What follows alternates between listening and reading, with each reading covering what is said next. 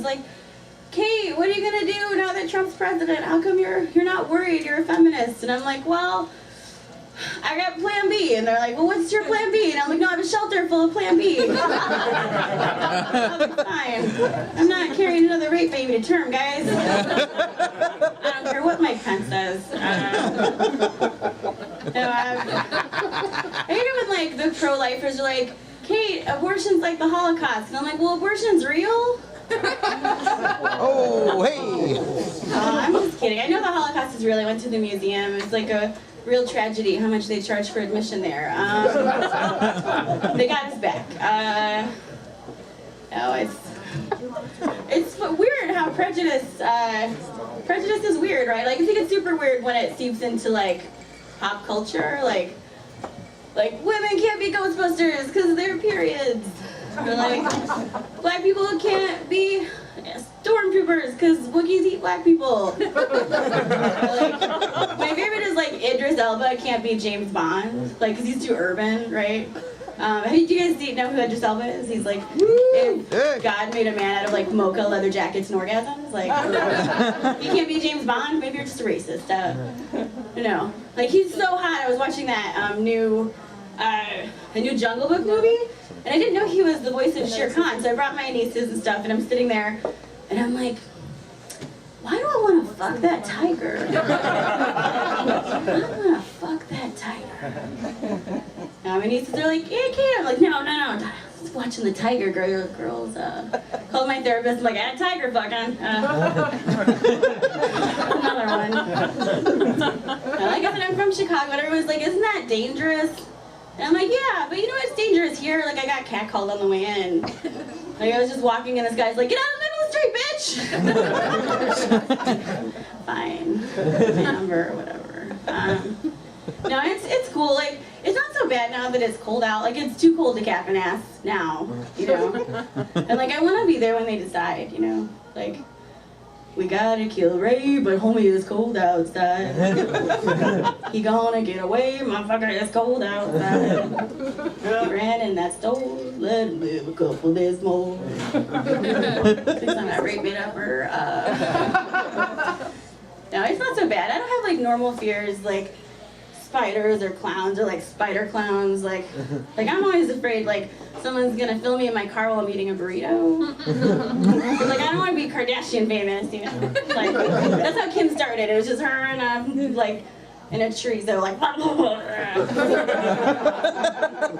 and now she's married. Now she's Mrs. West, guys. No, I have, like, a real job, too. This doesn't pay the bills, surprisingly. I work in, like, a real office with, like, cubicles. Not for long. Like, my boss is like, Kate, go to Kinko's. And I was real excited because I thought it was, like, a sexy clown accessory store. But it's just, like, faxes and stuff. So I was like, I thought we were into the same stuff. We're not. No, guys, I don't, like, fit in at work. Like, I work with these, like, super fit cubicle girls, you know. Every morning they come in and I hear this. So, hey Becky, so I got up this morning at 4:30, I ran 5 miles, I got the kids ready for school, I ate a Nutri-Grain bagel, I got here an hour early, now I did the reports. And I'm like, oh, I want to be friends with you guys, I have to tell you about my morning, you know? Like, hey guys, it's 10:30, I was supposed to be here at 8, I'm still drunk. Stopped at Dunkin' Donuts, I got 2 dozen donuts, I was going to share this with you guys, but I ate those bad boys in the car while I cried. And I spent the last hour in the bathroom throwing them up and looking at my ex-boyfriend's Facebook page. So, you guys want to get cocktails? But, no. I know I need to eat better. You know, like, I know, because it's not just about me anymore. Like, it's, like, affecting the nature on my house now. Like, there are these 2 squirrels that eat out of my garbage, and they're so fat now they have titties, so I gotta do it for them. Yeah. I have, like, an emotional connection with food, I know that. Like, I think I stopped even being good at math when they stopped using food analogies. Like, Susie has 6 cupcakes, and Billy took 4, and I'm like, no, Billy, give Susie back those cupcakes, she can't get through an episode of Law & Order SVU with only 2. She can't breathe on that show, she needs all 6. A train left from Delaware, going 70 miles an hour. What was on the menu? I don't have all the information. I'm not good at math. This is nonsense. What kind of pie are you talking about? It's fine. I made it home for the holidays. You guys get through all that? Yeah. And like my mom's always on me about it. Like my mom's cute. She's like a blog now. Like she's retired, so she's like this mom blog. And it's like life tips, and I was real excited about it until I started reading it, and it's like real specific. Like I'm gonna pull it out of my book here. I printed some of these out for you guys. It's like, need your soda cold fast? Put it in the refrigerator when you get home from the store. You're an adult. Need your cable bill too high? Pro tip: call the cable company and cancel the service because you can't afford it, and I'm not a bank. Boiled eggs won't peel? Put those in some water and bounce them around like bumper cars. Shells come right up, and you will not bring that black man back into my house, Catherine. Oh, my mom's fine. She's a little racist. You guys are fun. Can I end on? I've got some impressions. Can I end on impressions? Woo! Yeah. Okay, so this is Shakira at Burger King. I like a Whopper with some onions and some extra meal. I asked for cheese. My hips still matter and extra fries. You get a order on a lot. Okay, this is rapper Nelly at Taco Bell. Are you guys hiring? Okay, you guys have fun. Thank you so much.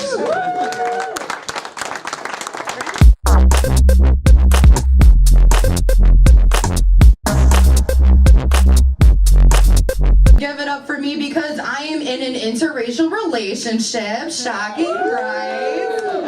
You're a curvy white girl dating a man of color. Shocking. Like, oh, get a new shtick, right? Yeah, being in love is great, but like, as much as my dad hates me, he's also super racist. Like, whoopsies. I'm like, oh. And when things got serious between my boyfriend and I was like, Dad, I have a boyfriend. And he totally smelled the fear that I had. He's like, oh no, Alidar, you're dating a black guy, aren't you? And I panicked. I didn't know what to say. I was like, I don't know what you mean by that, Dad. He's like, well, a black guy is going to date a girl like you who's pretty. Kind of. You know, like, I'm a Muskegon 6, so I'll take it. You know, like, I'll take it, put it in my back pocket. He's like, but a black guy is going to date a girl like you who's, you know, whatever. And you have a job and you pay your taxes, but they're going to knock you up. And once that baby's born, he's going to leave you. Didn't you learn anything from daytime television, Alidar? I don't know if you guys remember, but I have a child, so I'm a single mom of not one but two kids. Got knocked up by two different white guys, and they both left me anyway. So I don't think my dad logic makes any sense. So fuck you, Ricky Lake. Am I right, guys? Like, what a bitch. The best thing about that whole like scenario is like, my dad actually thinks I'm dating a black guy, when it's way worse. I'm dating a Muslim, you know, from the news. I can't be like, Dad, just kidding, he's Muslim. And he's like, why are you dating ISIS? Like, Dad, it's not the same. He only terrorizes his puss box. It's completely different, you know? And when I'm super generous, I let him come on my Twin Towers, right? That was a really solid 9/11 joke. I'm so glad we're progressive because I don't want to be like, Helen Keller, too soon, what? Like, it's fine. It's fine. It's not fine, guys. I wrote that joke last year when I had a boyfriend. I'm single. It's so sad. Clap if you're single like me, okay? So we can be. So we'll drink Bud Lights and get fucked up until the night of dawn. But oh God, it's like everyone's like, "Are you okay?" And I'm like, "I gained 40 pounds." That's your answer, like. You know, like girls deal with breakups way differently from guys, right? Because like guys, you go through a breakup and you start like crushing puss, like, and you're like on Tinder and you think that validates you. We're like, no, we're just here for the free meal. Like, I mean, that's what I use Tinder for. Like, and I hate Tinder. I don't even know my password. But like for girls, like we go through like there's like a step. Like we go through some steps, right? Like we get real sad. And then we develop 1 or 2 eating disorders. Like we either gain a lot of weight and you're like, oh, like people get worried, or you lose like way too much weight and nobody gets worried. They're like, oh my God, you look great. And you're like, thanks. It's fine. I had a salad for lunch. It's fine. fine. I'm really hungry, but like I just want to breathe your M&Ms, it's fine. Like, so we have that. And then like out of nowhere, we kind of snap out of it, and then we like get really happy. We start doing our hair, and we stop wearing sweatpants when we go to like Kohl's, you know, to go shopping, right, girls? Like we've all gone through this. And then we get super successful, and we're like super fucking hot, and then we get right back with our ex-boyfriend. Like it's, girls, like you're laughing because you're like, how do you think I'm sitting next to this one? Like it's, you found him wearing sweatpants while shopping at Kohl's. It's fine. You worked that red jacket. Get it. But no, like being single is cool because like I get to go back to doing like my favorite hobby, which is having one night stands. High fives all around, right? High fives all around. Because like having one night stands is like the only way I can validate myself these days. Like it's like a challenge, you know. But you know, you guys have similar weather here like that we do in Chicago because you're only 6 hours away. But I date men who are beneath my standards, you know, date one night stands. And I know that looks super weird coming from me. I basically look like Nikki Sixx, but instead of doing heroin, I do KFC. I get it. I shouldn't have these low standards.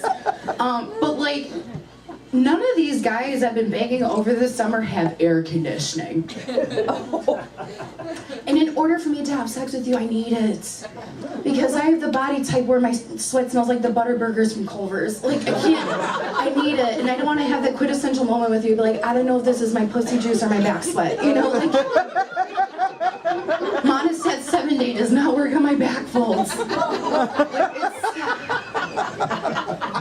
If you guys can't tell from my boots that I got at Discovery because I like to shop cheap, I was once a stripper. Yeah, I know. Like you're like, with that body, good luck.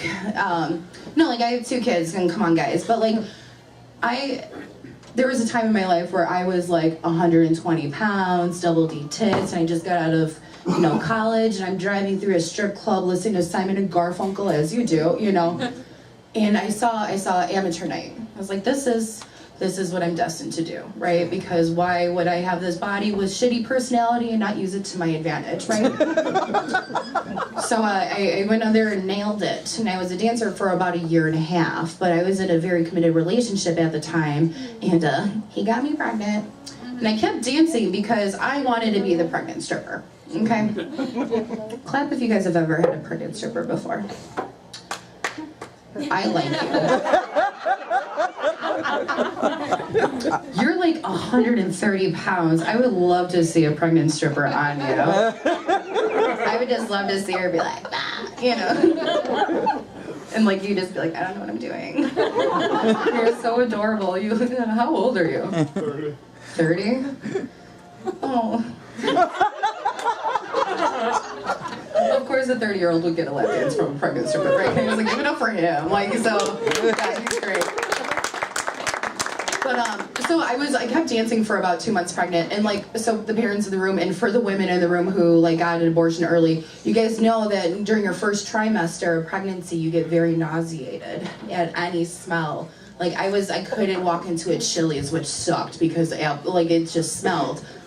And there was one night, there was a girl in the pool, and she like forgot to clean it after I was about to get on. And she just so happened to have a yeast infection that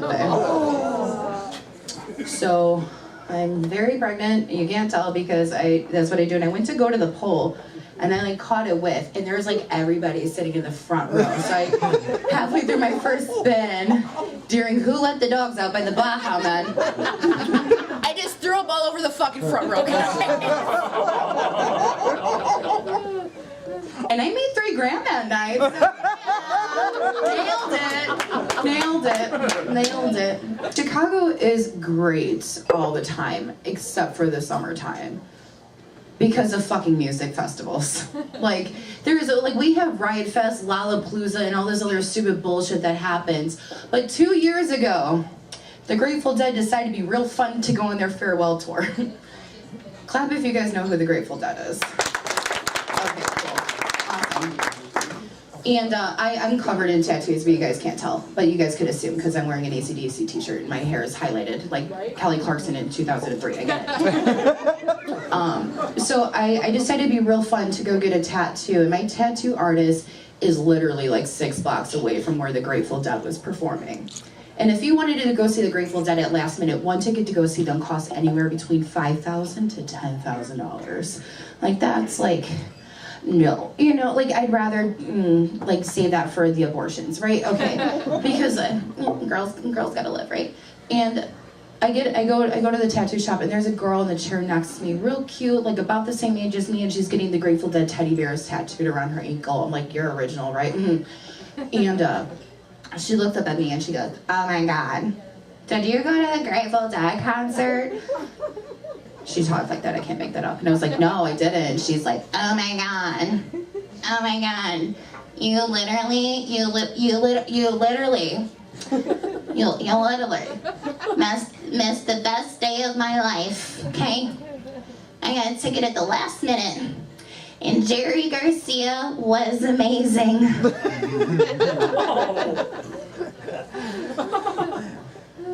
I'm like, he was amazing.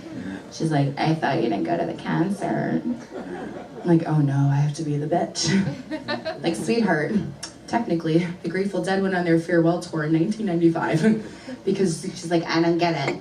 Like, Jerry Garcia's dead, sweetheart. Like, I don't get how you went to the concert and you saw him and he was amazing. And she looked up at me with her glazed eyes, because they would be glazed because she was at a Grateful Dead concert, right, guys? And she seriously was like, I don't think Ben and Jerry would create an ice cream flavor over some dead dude. So I don't know where you're getting your information at, sister. I like wanted to hug her and like do all the drugs with her. I really wish I could have that conversation with her today. Like, oh my God, did you hear that new flavor by Ben and Jerry? Chunky Monkey. Hashtag Harambe. He will be missed. Thank you so much, guys. I'm getting out of here. My name's Taylor. Thank you.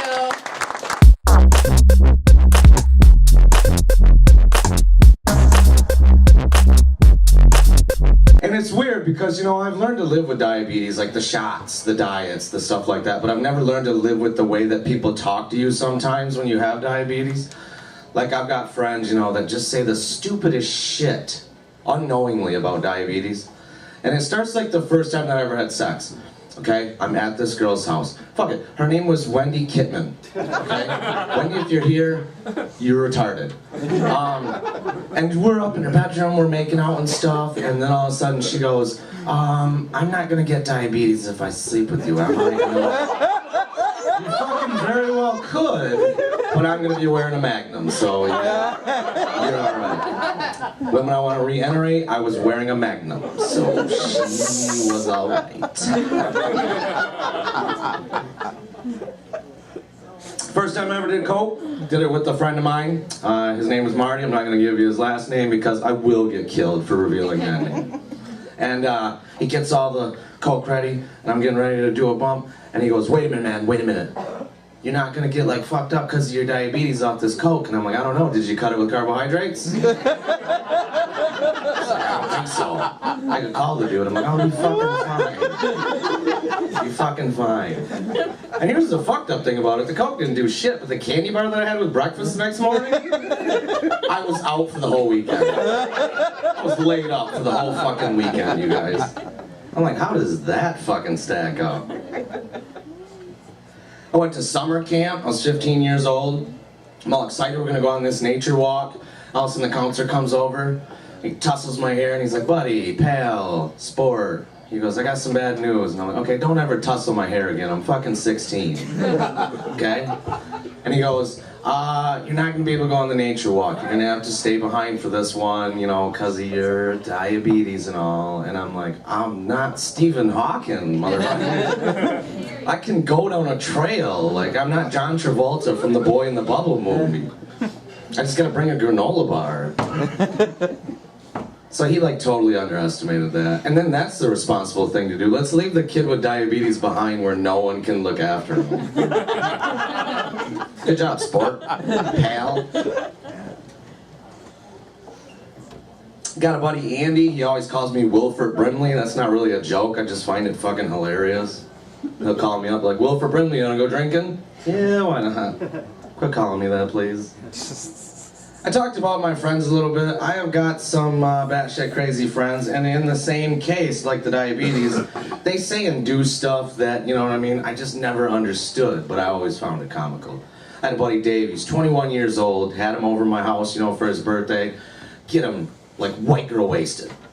And it's like 3 o'clock in the morning, I hear my door open, and at the time I lived with my girlfriend. My door opens, and I look up, and it's my buddy Dave, and I'm like, what are you doing, man? And he goes, walks over, opens my closet, just starts pissing in a dirty laundry basket. I'm like, oh, God. You wanna know what I did? I fucking went back to sleep. I'm not responsible for laundry in that house. I went back to sleep. I do dishes. As long as he doesn't piss on the dirty dishes, I don't give a shit. You know? I'm like, she goes to get the laundry and she's walking into the basement. She's like, oh, these reek like piss. I'm like, oh, that's Dave. She goes, why did you wait till now to say something? I go, that's not my job. It's not my responsibility. You're washing them anyways. Quit being a bitch.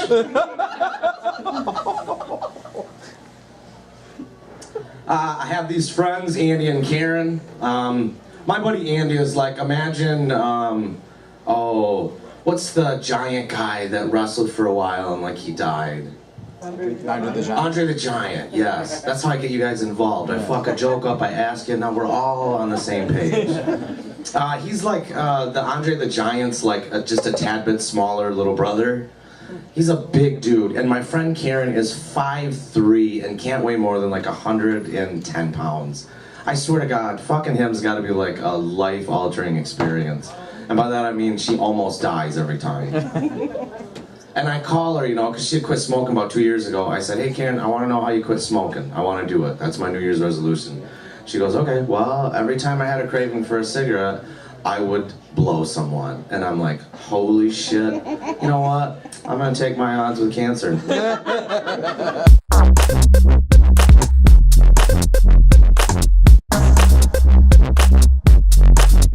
Didn't the election get kind of ridiculous? I got a letter a week before the election in the mail telling me I was gonna need records to prove I was from Detroit. I was like, records? I show up on election day with my Motown collection. Lady said, what's this? I said, that is the best of Marvin Gaye, and that is the best of Stevie Wonder. Now give me my ballot before I call the Russians.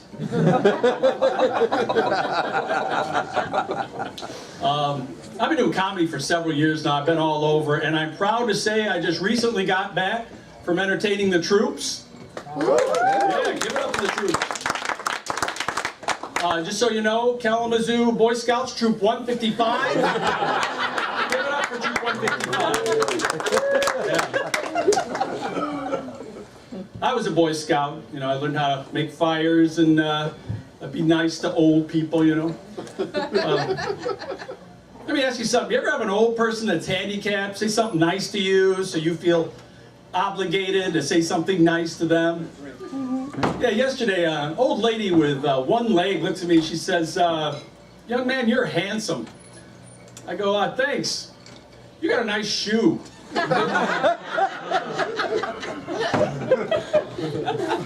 I love old people. My grandmother's old. She showed up for Christmas this year, and like she does all the time, she's going on 100 years old. She went around kissing everybody at Christmas under the mistletoe, and that was cute. And it got weird. She got into the eggnog. Yeah, let me ask you, have you ever had your grandmother kiss you so hard she leaves a hickey? Yeah, I'm asking for a friend.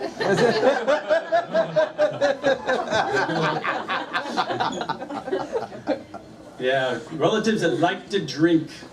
I got a brother-in-law I think's got a drinking problem. Let me tell you something. Last year he got drunk and went deer hunting. I said, Tony, you think you might have a problem? He goes, I got the deer, didn't I? I'm like, you were at the zoo, you idiot.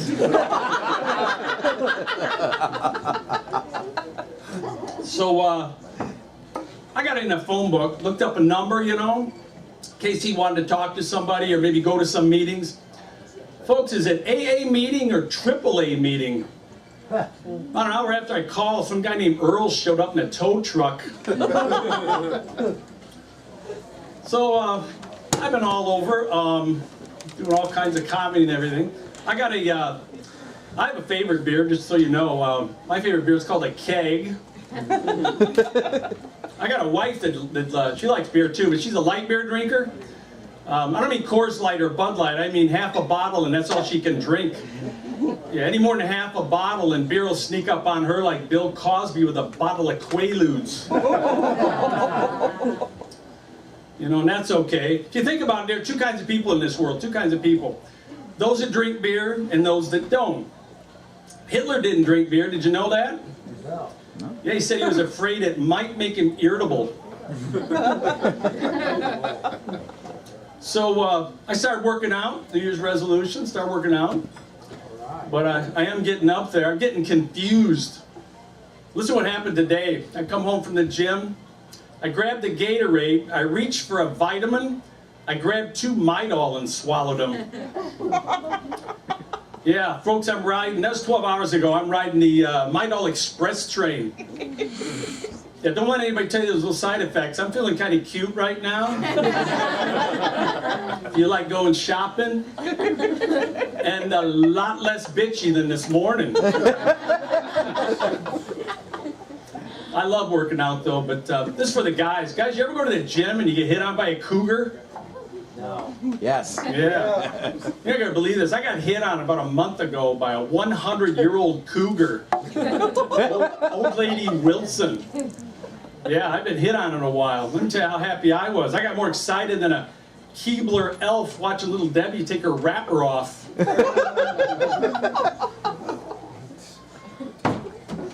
Anyway, yeah, old lady Wilson, she's, God bless her. She comes in there 3 days a week like I do, you know, and she is serious about getting in shape. You know, I know she's serious. For a 100-year-old woman, when she does squats, she has got the body of a 98-year-old. I wish my wife was here tonight, but guys, I'm in the doghouse. Let me ask you, have you ever, any of you guys ever say something to a woman and they take it wrong, they're all pissed off at you for a day and a half? Oh, yeah. Yes. Yeah. Am I the only one? This guy back here?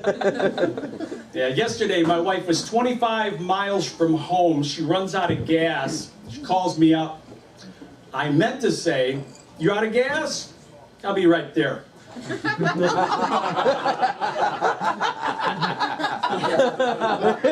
I accidentally said, you're out of gas?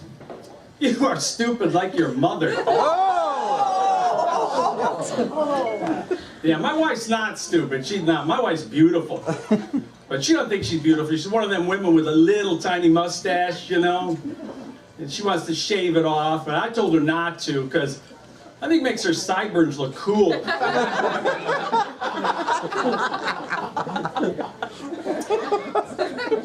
I've been married 25 years. Thank you for the applause.